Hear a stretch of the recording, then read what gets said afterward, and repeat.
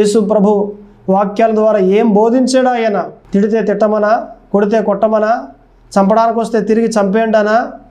అలాగైతే యేసు ప్రభు వారు పట్టబడినప్పుడు సైనికులు వచ్చి పట్టుకున్నారే సిలువ వేయడానికి, పేతురు ఏం చేశాడట? కత్తి తీసి చెవిని, సైనికుని యొక్క చెవిని నరికేశాడు. యేసు ప్రభు ఏమన్నారట?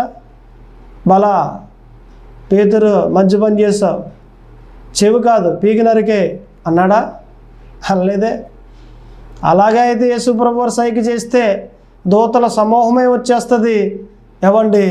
తెల్లారేటప్పటికి రాజ్యమే చంపేస్తాయి.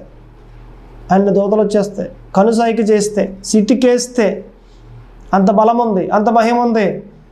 కానీ పట్టబడ్డాడే కానీ తిరగబడ్డా? తిరగబడిన పేతురికి ఏం చెప్పాడో తెలుసా యేసు ప్రభు? కత్తి పట్టినవాడు కత్తితోటే చనిపోతాడు. ఈరోజు నువ్వు నరికేసావు, రేపొద్దున ఇంకొకటి నరికేస్తాడు. కత్తి పట్టినవాడు కత్తితోటే చంపబడతాడు. వద్దు పేతురు, ఈ పరిచర్య మంద కాదు. తిడితే తిట్టించుకోవాలి, కొడితే కొట్టించుకోవాలి, చంపితే వీలైతే పారిపోవాలి, లేదా పట్టబడి దేవుని కోసం ప్రాణాలు పెట్టాలి. ఇది మన పరిచర్య. ద్వేషిస్తూ కాదు, తిరగబడి కాదు, ప్రేమిస్తూ మీరందరికీ బోధిద్దాం. ప్రేమిస్తూ పరిచర్య చేద్దాం, ద్వేషిస్తూ కాదు.